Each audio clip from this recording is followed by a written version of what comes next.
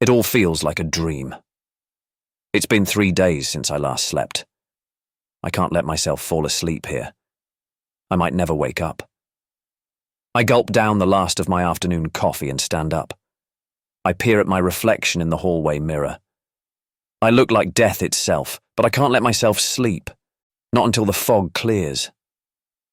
It's as if something's lurking in the mist waiting for me to give in, to close my eyes and surrender. I'm a wanderer in this fabled land, the kind of guy you'd see walking alone on the side of a road, with at least 3 weapons slung over his back, be they sword, shield, or bow. I trudged through the dark forest for a week before stumbling onto the fog-covered village. I knew immediately that something was wrong here when I saw no one was around. After exploring some of the homes, I found that everyone was fast asleep and wouldn't wake up for anything. Today marks my 3rd day in this cursed place without sleep. My eyes have horrid dark bags under them, my hair is a mess, and my posture is buckling from carrying my weight for so long without rest. I have to find out how to lift this curse. I have no idea how long these people have slept, how long ago it's been since they last ate. I need to work fast. The source of all of this seems to be the strange lantern sitting beside the village well. The black iron frame has an ornate, almost dreamlike design. The subtle purple glow from the light within is oddly calming. Periodic trails of vapor, similar to the fog that blankets the town even in daylight, plume out from the seams in the lantern's design. But I can't remove the thing myself. The sleeping bodies of 3 men, who appear to have tried to move the lantern themselves, lay on the ground next to it, apparently trapped by the same deep sleep as everyone else. That accursed light and its fog need to be dispelled. But how? I am no wizard, and I carry no magical items other than a map that shows me the country I'm in. I don't know where in the forest I am. Leaving to find a sorcerer or magician to help isn't a wise option, as I might not be able to find this place again. Then, there are the shadows. Since this morning I started seeing vague shadows flying through the fog. The fog isn't thick enough to hide anything close to me, so it's clear no man nor beast cast those shadows. Unless what's casting them is invisible. I see the shadows the most when I approach the lantern, like they're guarding it. Although they've done nothing to me in response to me getting close. Perhaps they are just phantoms of my tiring mind. Perhaps I'm starting to lose myself from the lack of sleep. The more I stare at the lantern, not daring to touch it, the more I can hear whispers in my ear. I keep turning to see who or what might be behind me, but nothing can be seen.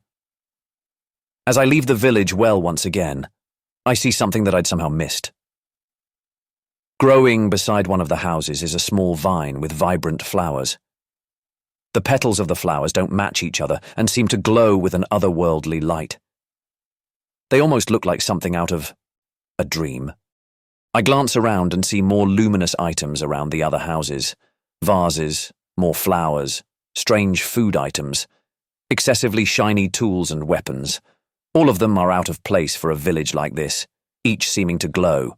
Then, another vase materializes out of the fog in front of one of the houses. The lantern's influence is creating these strange objects from the fog it emits. But why? The village begins to brighten little by little with each otherworldly item that appears. The houses, however, appear increasingly dull, as though the light is being stolen from them to create these trinkets. Curious, I venture into one of the houses. There's a carpenter's shop on the lower floor, and the space is filling up with vibrant wood sculptures. I find the master of the house sleeping upstairs. Nothing seems amiss except for the obvious. I shake his shoulder, and as he stirs and mumbles, many of the dreamlike sculptures vanish in an instant, only to be slowly replaced by new ones as he resumes sleeping soundly. The villagers' dreams must have manifested these objects. The lantern was pulling these people's dreams into reality. But for what reason?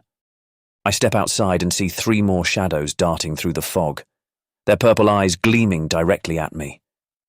Were they formed from dreams as well? Why would someone dream something so eerie? Nightmares. Someone in the village is having nightmares. What's more, those things are out there, roaming and growing. They must be the real purpose of the lantern. It must have been left here to make those things. It seems the only logical reason. But what could be the motivation? Some dream wizard looking to make an army of nightmares? A spiteful hooligan who was wronged one too many times? Ultimately, it doesn't matter. I need to find out how to get rid of that thing before this escalates. I step outside and pull my bow off my back. I can't touch the thing, so maybe I can hit it from afar. I draw an arrow. My hands shake from the lack of sleep. I let it fly, its path straight, heading right for the lantern. One of the shadows dives in front and catches my arrow out of the air. The shadow is larger than the others, its limbs writhing at its sides. Its eyes glare at me with purple fury. It's protecting the lantern. I turn to run down a path between two buildings, sensing that this thing is about to chase me. The wind howls overhead, but the fog remains stubbornly still. I stay hidden between the buildings, but it doesn't follow. Or maybe I just can't see it if it is.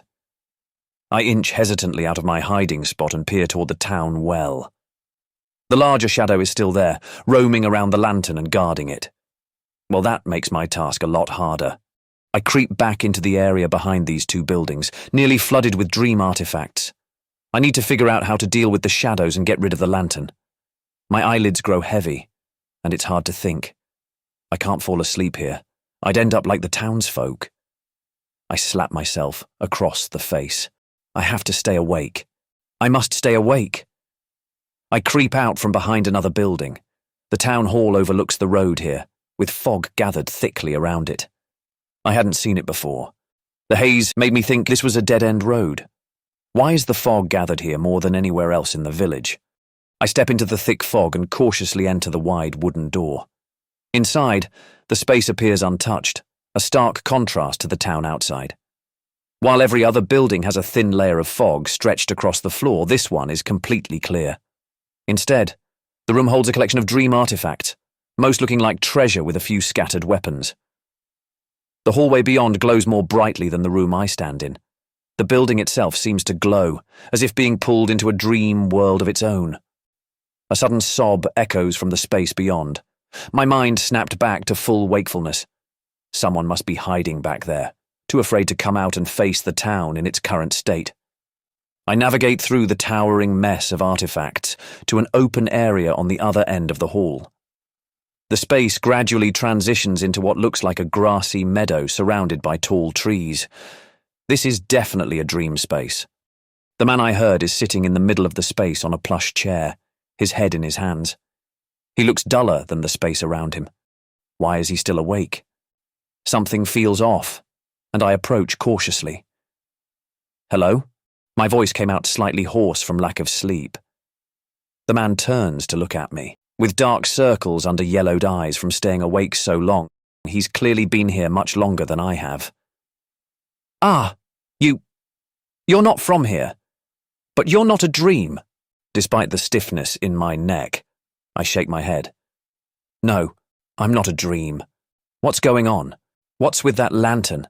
And why are you still awake? The questions come pouring out. There's still so much I need to understand. The man turns away from me. It was left here by a sorcerer, he mumbles, just loud enough for me to hear. He came to our village seeking refuge, but we turned him away. I keep my distance, but stay close enough to hear him.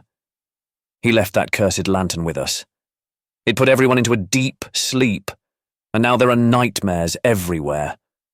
The man shudders, his voice fading into incoherent muttering. Everyone except me. Why only you? The man turns to look at me, revealing his tired eyes. He made it so I can never sleep, because I am the one who chased him out of town. He wants me to suffer before the nightmares find me. Only when I'm dealt with, as he said, will the town reawaken. I can only imagine what dealt with means.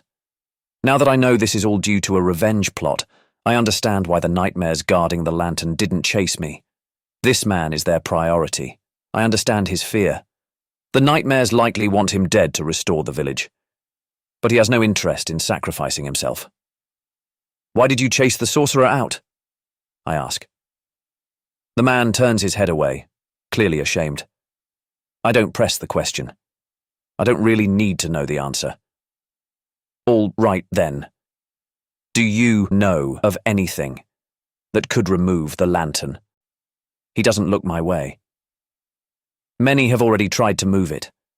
A single touch is all it takes to be thrown into that cursed sleep. One man tried to hoist it out with a long branch, but even that sent him into the damned slumber. A loud crash from the front door draws my attention. Eerie howling fills the air like long, drawn-out whistles and whispers. The man cowers behind his chair. It's them. They've come for me. I draw my sword. Fatigued, my blade feels much heavier than normal, and I can barely hold it up. Still, I refuse to stand idle in the face of danger. The dream artifacts crash and clatter as the incoming nightmares push through them.